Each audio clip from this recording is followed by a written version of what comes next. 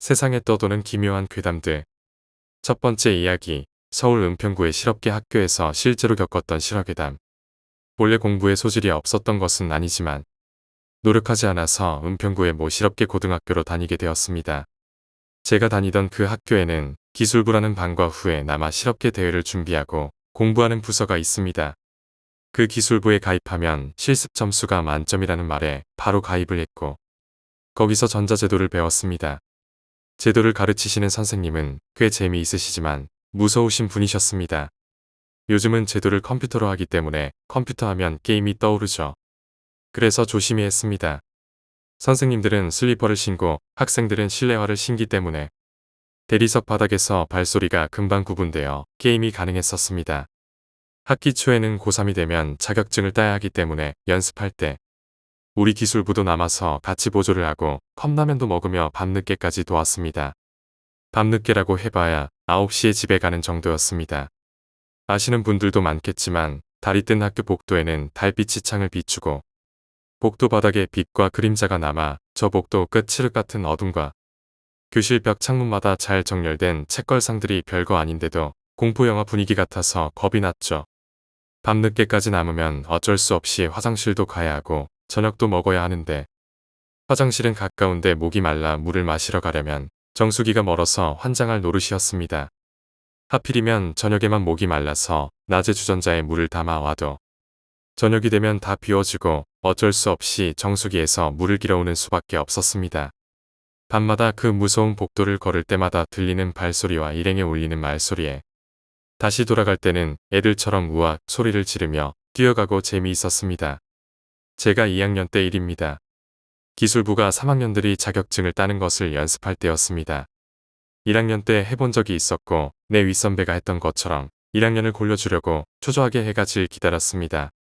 지금 생각하면 그 주전자가 항상 비워져 있던 이유도 이것이었던 것 같습니다. 1학년 때 주전자에 물을 길어올 때 선배들이 나 혼자 보냈을 때 참 막막했고 선배들이 많이도 놀랬던 생각에 어떻게 골려주지 어떻게 하면 크게 놀래켜주지. 그런 잡생각에 금세에는 뚝 떨어져 버렸습니다. 당연히 나와 같은 학년 기술부원들도 동참했습니다. 계획은 기술부가 있는 건물은 총 4층이고 1층은 행정실, 교장실, 실습실이 있어 잘 가지도 않고 2층 복도 맨 끝에 정수기가 있고 우리가 있는 3층 맨 끝 제도실에서 가는 경로 사이마다 애들을 배치하는 것입니다. 3층 끝에서 2층 끝까지 갔다 오는 것은 5분이지만 그 시간을 지옥으로 만들어 주말하는 계획이었습니다. 제가 제일 피날레로 목적지인 정수기에서 잘 안 보이는 곳에서 숨어 있다가 물을 길어가려는 순간 덮쳐서 물을 엎어서 다시 뜨게 만들고 저는 다시 돌아가 혼자 돌아가게 만드는 것입니다. 일단 후배에게 물을 길어오라고 시키고 저는 4층으로 올라가서 끝까지 뛰어서 2층으로 내려가서 기다리고 있었습니다. 우악하는 후배의 첫 번째 비명, 두 번째 비명, 세 번째는 놀라지 않더군요. 이제 제 차례가 다가오는데 이상하게 2분이 지나도 오질 않아 초조하던 찰나 아주 당당하게 뒤꿈치로 쿵쿵 하는 것 같은 소리가 가까워지는가 싶어 내 입가는 점점 올라갔습니다. 속으로 이제쯤 보이겠지 하고 보았더니 역시 졸고 있는 후배의 모습을 보며 가까스로 웃음을 참고 있었습니다. 그런데 어둠에 묻혀서 보이지 않는지 두리번거리며 물을 뜨고 있는 후배였습니다. 넌 이제 끝이다. 다음에는 너희가 해라 웃으면서 다가가는데 후배는 이미 가고 있었고 쫓아가서 놀래켜주는데 성공했습니다. 이제 도망쳐야지 하고 뛰는데 후배 녀석이 엄청나게 쫓아오는 소리가 들려 나 좀 봐. 야. 하면 올리고 도착해서 뒤를 보니 아무도 없는 조용한 복도였습니다. 순간 멈칫하고 갑자기 무서워져 제도실에 들어가 보니 후배는 이미 와 있었고 다른 애들과 같이 어울려 놀고 있는 광경에 화가 나서 자고 나 놀리냐? 어떤 놈이 그랬냐? 하고 물었습니다. 오히려 내 친구는 너 어디 갔었냐? 내가 정수기 뒤에서 한방 해야지 어디 처박혀 있었냐? 하고 반문했습니다. 그 말에 기가 막혀 귀신에 홀린 것처럼 주저앉아 버렸습니다. 내가 본 것은 귀신인가? 내가 만진 것은 귀신인가? 내가 들은 것은 귀신의 발소리였나? 이런 장난치다가 사람이 죽었나? 친구들과 후배들에게 말했지만 아무도 믿지 않았고 지금까지도 아무도 믿지 않습니다. 가끔 길을 가다가도 그 익숙한 발소리만 들어도 몸이 굳어버리고 이내 주눅 들어 도망치기 일쑤입니다. 두 번째 이야기, 실종. 실종된 것이었다. 평범하게 나갔던 사람이 순식간에 사라져 버린 것이다. 그날 실종자를 마지막으로 본 동생의 말을 들어보았다. 누나는 일요일 오후 5시쯤이었어요. 저와 텔레비전을 보고 있었죠. 한참 재미있게 보고 있는데 전화벨이 울렸어요. 제가 받았는데 누나를 찾는 전화였어요. 남자였어요. 누나에게 전화를 받으라고 했어요. 누나는 몇 마디를 하더니 화가 난 것 같더라고요. 그리고는 급하게 밖으로 나갔어요. 그 시간에 하던 프로그램은 누나가 정말 좋아하는 거였는데 프로그램이 반도 안 끝났는데 그렇게 뛰쳐나간 걸 보니 이상했어요. 그게 마지막으로 누나를 본 순간이었어요. 실종자의 동생은 아무렇지도 않은 듯 말했다. 아직 어린 것인지 누나를 싫어하는 것인지 두려운 기색이 전혀 없었다. 그 시간에 전화한 남자를 조사해서 찾아갔다. 민지라고요? 그럴 리가 없어요. 민지가 실종됐다고요? 민지는 저와 고등학교 동창이에요. 그때부터 사귀었어요. 대학도 같은 곳이죠. 솔직히 제가 민지에게 실수를 했어요. 저번 MT 때 실수했거든요. 정말 임신될 줄 몰랐어요. 배란 일도 확실히 계산했었는데 민지는 애를 지우지 않겠다고 하더군요. 전 아직 군대도 안 갔다 왔는데 민지 혼자 애를 낳아서 키우기엔 무리잖아요. 제가 몇 번이고 지우자고 했어요. 민지는 막무가내였어요. 무조건 낳아서 키우겠다고 했어요. 그날 민지에게 전화해서 애 낳는 것을 막고 싶었어요. 애를 지우지 않는다면 지금 당장 군대를 가겠다고 했죠. 민지가 화나서 이곳이 어디냐고 묻더군요. 당장 이곳으로 온다고 했어요. 그런데 오지 않길래 말만 그런 줄 알았는데 그의 얼굴에는 손톱 자국이 보였다. 내가 자세히 쳐다보자 그는 어렸을 때 친구와 싸웠을 때 생긴 자국이라고 했다. 그는 하숙을 하고 있었다. 혼자 사는 남자라는 것을 말해주듯 방 한쪽 구석에는 라면 박스가 있었고 이미 반은 먹은 상태였다. 하숙이라고 하기에는 이상하게도 싱크대와 냉장고가 있었다. 아무래도 방만 내주는 모양이다. 그에게 들었는데 하숙집에서는 고기를 구워 먹더라도 가족들끼리만 먹는다고 한다. 집에 들어올 때 본 아주머니는 인심 좋게 생겼는데 그래도 이 남자가 가장 유력한 용의자였다. 그를 알아보기 위해 마루에 앉아 부채질만 하더 아주머니를 동네 구멍가게로 데려갔다. 식혜를 사서 아주머니에게 줬다. 그러나 식혜를 그다지 좋아하지 않는지 따르지도 않았다. 그녀는 그에 대해 이렇게 말했다. 명철이 학생, 내가 그다지 좋아하지는 않아요. 그 학생 하숙비도 꼬박꼬박 내지 않아요. 원래 하숙을 했던 건 아니에요. 도련님이 지금 명철이 학생이 쓰던 방을 썼는데 유학을 갔거든요. 이제 도련님도 오실 때 됐는데 학생에게는 미안하지만 다른 곳을 알아보라고 해야죠. 민지 학생이 실종됐다고요. 에구, 어쩌다가. 민지 학생은 가끔 집에 왔었는데 어느 날부터는 전혀 오지 않더군요. 그래서 명철이 학생이랑 헤어진 줄 알고 있었는데 내가 항상 들고 다니는 낡은 수첩에는 몇 자 적지 않았다. 김명철이라는 이름 3글자만 적었다. 실종자가 갈 수 있는 곳을 최대한 넓혀서 조사를 해야 한다. 최소한 납치가 되었더라도 실종자의 물품을 찾을 수 있을 것이다. 그 물건에 묻어있는 지문을 검사하면 분명히 실마리를 찾을 수 있을 것이다. 본부는 실종자 1명 때문에 기동대를 줄 수 없다고 했다. 하지만 이것은 내가 맡은 사건이다. 나는 이 사건을 끝을 보아야 한다는 성격이 있다. 이건 단순히 실종자가 잠적한 것이 아니라 납치라는 생각이 머릿속에 박혔다. 나와 함께 일하는 이종민이라는 후배가 있는데 종민은 이 실종 사건에 꽤 관심을 보였다. 교통경찰로서 이런 사건을 접하는 것이 흔하지 않고 워낙 추리소설을 좋아해서 이런 유형의 사건을 좋아하는 것 같았다. 형, 그 김명철이라는 사람 이상하지 않아요? 그리고 그 시간에 뭘 했는지에 알리바이를 물어봐야 해요. 그 알리바이를 주인 집 아주머니한테 확인해보고요. 형, 사건을 해결하고 싶은 거 맞죠? 종민은 나에게 핀잔을 줬다. 내가 너무 성급했나 보다. 다시 김명철을 찾아갔다. 내가 찾았을 때는 집에 없었다. 아주머니는 여전히 부채를 붙이고 있었다. 왜 또 왔냐는 눈빛이었다. 난 그날 김명철의 알리바이를 물었다. 처음에 알리바이라는 말을 못 알아들어서 오후 5시부터 김명철이 이곳에 있었는지를 다시 물어봤다. 그녀는 말을 빨리 꺼내지 않았다. 그만큼 주둥이를 내 손으로 직접 벌리고 싶은 심정이었다. 부채를 열심히 붙이다가 바람이 살짝 불어올 때 그제야 입을 열었다. 정확하게 5시인지 몰라요. 저는 그때 시장 좀 보러 갔다가 6시쯤에 들어왔거든요. 그때는 명철이가 있었어요. 워낙 명철이가 밖으로 나돌아다니는 성격인데 그때는 조금 이상했죠. 그리고 난 집안에만 있었는데 명철이가 밖으로 나간지 안 나간지 모르겠네요. 며칠 전까지 이름 뒤에 꼭 학생이라고 붙였는데 오늘은 그냥 이름만 불렀다. 그다지 이상할 것은 없었지만 주인의 인상으로는 전혀 그럴 것 같지 않았다. 아무래도 밀린 하숙비를 낸 것 같았다. 김명철이 집에 들어올 때까지 기다리려고 했지만 눈치가 보여서 동네 구멍가게로 갔다. 내가 그를 기다리면서 먹은 아이스크림이 몇 개인지도 모르겠다. 그렇게 김명철은 밤 10시가 넘어서야 왔다. 날 알아보지 못하고 그냥 지나치려다가 불렀다. 김명철은 날 보자마자 반가운 표정을 지었다. 내가 실종자를 찾았다고 생각한 모양이다. 난 그에게 그날 뭘 했는지 물었다. 그러자 그는 화를 냈다. 그러면 제가 민지를 납치라도 했다는 말입니까? 저는 정말로 민지를 사랑해요. 그날 5시에 민지에게 전화를 했고 민지가 온다고 해서 계속 집에 있었어요. 의심된다면 하숙집 아주머니에게 물어보세요. 아, 정말 경찰은 없어진 사람을 찾지 않고 뭘 하는 거예요? 그가 소리치며 집으로 돌아갔다. 하지만 김명철의 알리바이는 확실하지 않았다. 그는 분명히 거짓말을 하고 있었다. 나도 집으로 돌아와 종민에게 김명철의 알리바이를 말했다. 지방경찰서로 내려가라는 통지를 받았다. 아직 실종 사건의 실마리조차 잡지 못했는데 말이다. 난 거절했다. 아직 실종자를 찾을 때까지는 이곳에 있겠다고 했다. 그러나 계급사회가 다 그렇듯 무참히 무시당했다. 이 경찰이라는 직업에 환멸을 느꼈다. 이따위 경찰 안 한다고 뛰쳐나가고 싶었지만 차마 그럴 수는 없었다. 그냥 이 사건만 해결할 때까지 잠적해야 한다는 생각을 했다.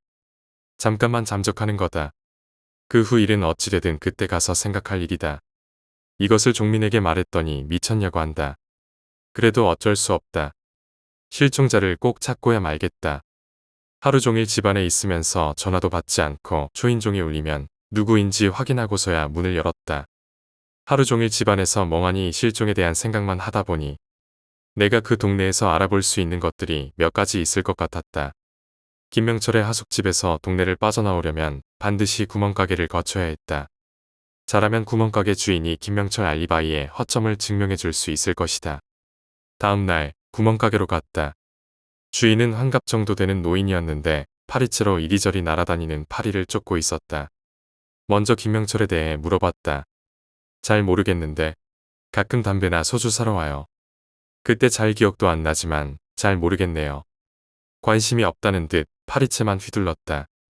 씁쓸하게 가게를 나와 앞을 보니 좌판에 고등어를 올려놓고 파는 할머니가 보였다. 전에 왔을 때는 정신이 없어 못 본 것이다. 믿져야 본전이라는 심정으로 할머니에게 물었다. 그게 누구예요? 저기 골목을 꺾고 들어가면 하숙집이 있는데 그곳에 하숙하는 학생이라고 설명했다. 설명을 해주니 알겠다는 감탄사를 질렀다. 내 손자지. 아니, 진짜 손자는 아니고 워낙 나한테 잘해줘서 말이에요. 그저께도 나한테 고등어를 사줬어요. 고마워요. 그때가 정확하게 며칠, 몇 시인지 물어봤는데 자세한 것은 말하지 못했다. 그런데 고등어를 살 때 표정이 안 좋아 보였어요. 어떤 여자가 그랬는지 얼굴에 손톱으로 긁어놨더라고요. 너무 안쓰러워서 내 옷을 약간 찢어서 피를 닦아줬다니까요. 할머니는 자신의 찢어진 옷을 보여주면서 말했다. 손톱 자국이라. 만약 실종자를 해치려다가 실종자가 반항하는 바람에 생긴 자국이라면. 이번에는 실종자에 대해 물어봤다. 내 며느리 될 사람 말하는 거 맞지? 생긴 것만 반질하게 생겼지 아직 싹투가 없어요. 그렇게 우리 손자가 잘못했다는데 눈알 하나 꿈쩍 안 해요. 가끔 쌍욕을 하면서 그러더군요. 그런데 어쩐 일로 손자에 대해 묻는 거예요? 곧바로 김명철에게 갔다. 어디서 주워왔는지 전에 없던 라디오로 방송을 듣고 있었다. 내가 또 찾아오니 짜증나는 표정을 지었다. 또 찾아왔어요. 이번에는 왜요? 그날 계속 이곳에 있었다니까요. 그 할머니는 제가 불쌍해서 몇 번 고등어를 사줬더니 저보고 손자라고 부르더군요. 전 원래 할머니가 안 계셔서 나쁘지도 않았어요. 민지랑 싸운 거 말씀하시는 거예요? 그때는 제가 잘못했긴 했어요. 하지만 그렇게 잡아먹듯이 몰아치길래 손찌검을 좀 했어요. 그게 뭐 어땠는데요? 남자가 여자 좀 때렸다고 죄가 되나요? 생각지도 못한 사상을 가지고 있었다. 남성 우월주의가 요즘은 거의 사라졌다고는 하지만 그런 사람들은 대부분 알코올 중독자 40에서 50대였는데 아직 20대인 김명철이 그런 생각을 가지고 있다고 생각하지 못했던 부분이다. 그날 이곳에 계속 있었는지 증명해줄 증거가 있느냐고 물어봤다. 증거요? 참네, 없어요. 아무도 상관없는 사람을 몰아치는 거네요. 경찰이 이래도 돼요? 이 자식이 너무 수상했다. 뭔가가 있을 것이다. 분명히 누군가 그 시간에 김명철이 이 동네를 나가는 것을 목격한 사람이 있을 것이다. 밖으로 나와 근처 사람들에게 알리바이를 조사했다. 그러다 하숙집에서 얼마 떨어지지 않은 가정집에서 결정적인 말을 들을 수 있었다. 제 딸이 지방의 대학을 다니는데 그날 오기로 했어요. 확실해요. 저기 달력에도 빨간 펜으로 표시했죠. 6시쯤에 온다고 해서 5시에 터미널로 나가려고 집을 나왔는데 저 옆집에서 명철이 학생이 뭐가 그리 급한지 뛰어나오더라고요. 나야 신경 쓸 일은 아니니까 별로 신경은 안 썼죠. 그리고 딸을 만나고 터미널에서 돌아오는데 그 학생을 만났어요. 우리를 힐끗 쳐다보고 자기 집으로 들어가더군요. 김명철이 나에게 거짓말을 했었다. 이젠 부정할 수 없을 것이다. 당장 달려가서 체포하고 싶었지만 아까부터 거북했던 소간이 폭동을 일으켰다. 양해를 받고 화장실에 들어갔다. 낡은 집이라 좌변기도 색이 누렇게 바랬다. 화장실에는 창문이 있었는데 앉아서도 충분히 밖을 볼 수 있을 정도로 낮았다. 담배를 피려고 창문을 열었더니 바로 앞이 김명철의 하숙집 대문이 바로 보였다. 집의 위치와 구조를 잘 끼워 맞춰 보니 그랬다. 일단 김명철을 법정에 세우고 나면 거의 해결된다. 담배 한 모금을 쭉 빨고 있는데 창문 밖 대문이 열렸다. 열고 나온 사람은 김명철이었다. 젠장. 휴지로 제대로 닦지도 않고 밖으로 나왔다. 저만치 걷고 있는 김명철에게 소리쳤다. 김명철은 뒤돌아보더니 뛰었다. 개자식 잡혔어. 김명철은 큰 거리로 나가더니 좌측으로 꺾어 뛰었다. 금방 잡힐 것 같았다. 내까지 꽤 뛰어봐야 벼룩이다. 그런데 잡힐 듯 하면서 거리가 점점 벌어졌다. 수미터까지 찼다. 놓칠 것 같았다. 다리가 부들부들 떨렸다. 그가 어느 골목길로 들어섰다. 빌라와 빌라 사이에 있는 골목길이었다. 하나의 틈도 보이지 않고 빨간 벽돌이 삭막하다는 느낌이 들었다. 내가 골목을 막 접어들었을 때 심장이 멎는 느낌이었다. 김명철은 온데간데 없었다. 어디 도망간 것이 아니라 증발을 벌인 것이다. 그 골목은 차 한 대를 주차할 수 있는 공간이었다. 앞은 물론 막혀 있었다. 벽을 넘어 벽 반대쪽으로 갔다는 것은 더더욱 말이 안 되었다. 또 다른 빌라로 막혀져 있었기 때문이다. 모서리 한쪽에는 쓰레기들이 널려 있었다. 보통 음식물 쓰레기 같은 것은 없었고 낡은 옷가지, 신발, 점퍼 같은 의류였다. 김명철, 그는 순식간에 사라졌다. 창살을 힘차게 때리는 빗줄기가 어느 정도 줄어들었다. 그 일이 있은 후 3년이 흘렀다. 난 경찰을 그만두었다. 경찰 일을 하고 싶지 않았다. 실종자도 김명철도 3년 동안 아무런 행적을 찾을 수가 없었다. 지금 살아있다면 숨을 쉬고 있다는 것만 알고 있어도 3년이라는 세월을 이렇게 길고 답답하게 보내지 않았을 것이다. 김명철이 투명인간이나 벽을 아무렇지 않게 통과할 수 있는 유령이었다면 모든 말이 설명이 될 테지만 내 상식으로는 불가능한 일이다. 전화벨이 울렸다. 실종자의 동생이었다. 1년에 한두 번 만난다. 특별한 이유는 없다. 같이 만나서 학교 생활도 물어보고 밥도 같이 먹는다.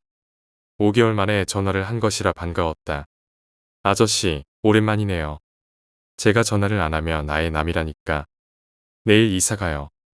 부산으로 가기 때문에 앞으로 만나기도 힘들 거예요. 보여줄 게 있어요. 짐 정리하다가 찾은 건데 제가 언제 이런 걸 찍어놨는지 모르겠어요. 잘 기억은 나지 않지만 누나에 대한 것이에요. 오후에 실종자의 동생을 만났다. 그가 들고 나온 것은 사진 한 장이었다. 사진은 실종자의 전신 사진이었고 날짜는 정확하게 실종된 날이 주황색 글씨로 적혀 있었다.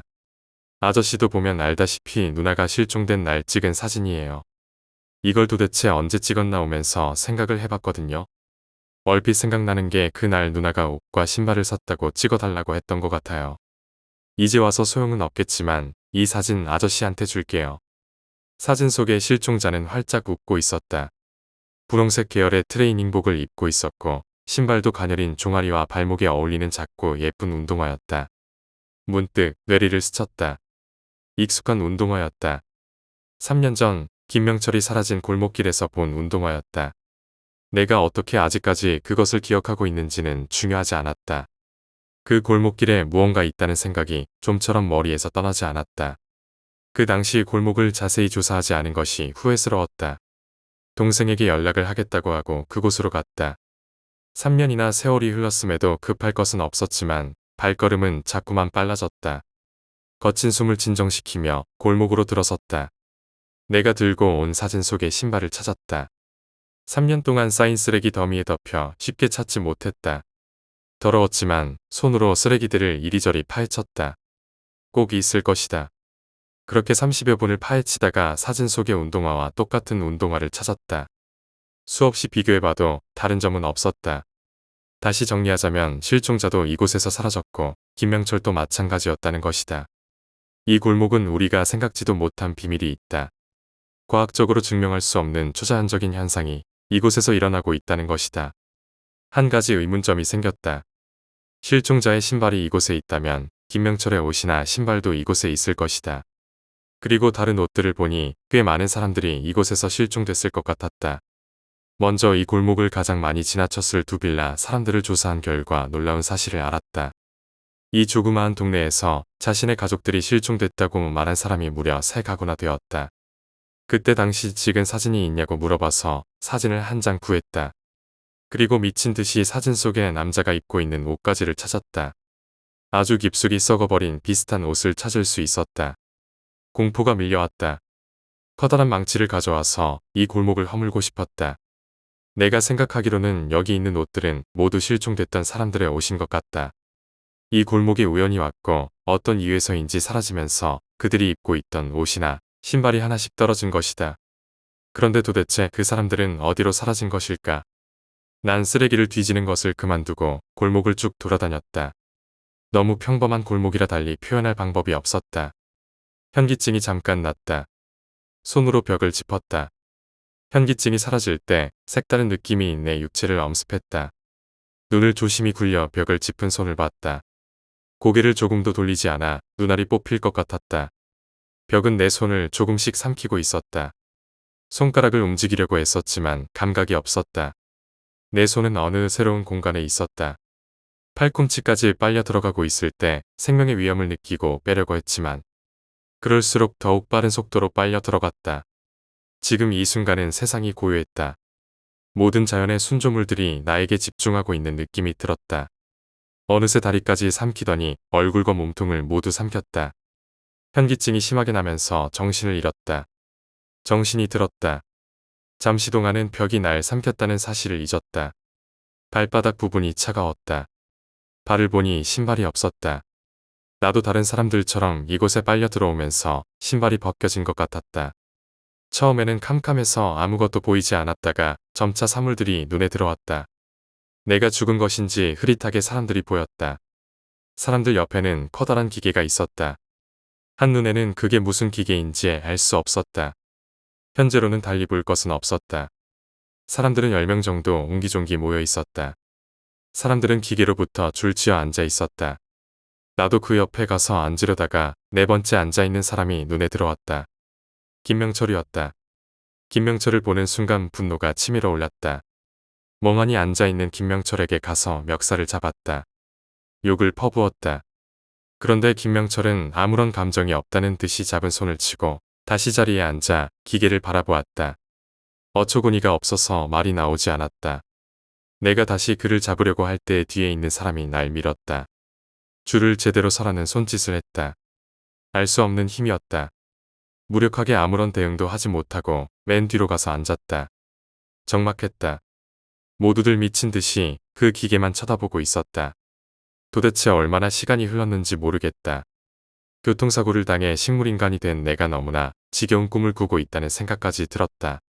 깨려고 해도 깰 수 없는 그런 꿈을 말이다. 숨을 쉬고 있다는 것이 지겹게 느껴질 때 적막한 침묵을 깨는 소리가 들렸다. 고막을 찢는 듯한 기계음이었다. 반사적으로 두 손으로 귀를 막았다. 그래도 틈 사이로 시끄러운 기계음이 새어 들어왔다. 그런데 이렇게 귀를 막고 있는 사람은 나밖에 없었다. 다른 10명의 사람들은 미소를 띠고 있었다. 하나같이 같은 표정이었다. 섬뜩했다. 기계음은 더 강렬해졌다. 정신이 혼란해졌고 앞이 잘 보이지도 않았다. 잠시 후 우리들 앞에 있는 알 수 없는 기계가 작동을 했다. 기계음도 점차 사라졌다. 작동하고 있는 기계에서는 빨간 불빛이 나왔다. 빨갛게 비친 사람들의 얼굴은 피가 넘쳐 흘렀다. 가장 앞에 있는 사람의 몸이 연체동물처럼 흐물흐물거렸다. 기계는 그 사람을 삼켰다. 1분 정도가 흐르자 두 번째 사람이 흐물거렸다. 기계는 또 그 사람을 삼켰다. 몇 번을 그러다가 김명철까지 차례가 돌아갔다. 김명철의 얼굴이 황산에 뿌려진 것처럼 코와 입술이 흘러내리더니 뼈가 없는 듯이 흐물거렸다. 기계는 김명철을 삼켰다. 그리고 기계는 멈췄다. 언제부터인가 생각이라는 것을 할 수 없었다. 머릿속은 온통 기계음이 제발 들리게 해달라는 간절함이었다. 난 벌써 3번째까지 내려와 있었다. 이번에 기계음이 들리면 그 기계가 날 삼킬 것이다. 제발 누나를 봐서 먹고 싶은 심정이다. 기다림에 지쳤다. 얼마 전에 새롭게 들어온 사람은 아직도 상황을 판단하지 못한다. 15년 전 나를 보는 것 같았다. 귓구멍에 자극이 왔다. 기계음이 들렸다. 맨 뒤에 있는 사람은 귀를 막고 눈을 둥글게 뜨고 있다. 소리가 너무 좋다. 내 고막을 터트려줘. 귀에서 피가 터져 나올 수 있도록 터트려줘. 기계가 작동했다. 빨간 빛이 나오면서 소리가 그쳤다. 맨 앞 사람, 내 앞에 있는 사람까지 흐물거리며 기계의 먹이가 되었다. 기계의 빛이 날 중심으로 비추었다. 온몸이 따뜻해졌다. 뒷골이 당기면서 가죽이 팽창되었다. 얼굴에는 가죽들의 녹은 물들이 땀처럼 흘러내렸다. 혓바닥을 내밀어 그것을 맛보고 싶었다. 손을 펴봤다. 펴지지 않는다. 아무런 감각이 느껴지지 않는다. 날 지탱해주고 있던 뼈가 없어졌는지 바닥에 푹 엎어졌다. 기계는 날 삼켰다. 계속 궁금해왔는데 도대체 기계에게 삼킨 사람은 어떻게 될까였다. 곧 경험하게 되겠지만 기계 속은 빨간색으로 가득했다. 날 실은 벨트는 쭉 움직이더니 벽돌 크기의 직육면체의 틀이 있는 쪽으로 갔다. 집게가 날 집어 틀 속에 넣었다. 잘 들어가지 않아 꾸역꾸역 틀 속에 집어넣었다. 숨을 쉬기가 어려웠다. 살갗은 찢어져 피가 쏟아졌다. 피는 틀 속을 가득 메웠다. 그렇게 틀 속에서 수개월을 보낸 것 같다. 눈을 떠보니 골목이었다. 앞이 꽉 막힌 벽을 보는 입장이 아니고 골목으로 들어오는 통로를 보고 있었다. 눈을 이리저리 돌려 상황을 봤다. 내 양옆은 두 번째 기계로 들어간 사람과 네 번째 기계로 들어간 사람이 있었다. 그들은 이제 사람이 아닌 벽돌의 모습이었다. 정말 피로 만든 벽돌이었다. 세상은 너무 변해 있었다. 그래도 이 골목은 영원할 것이다.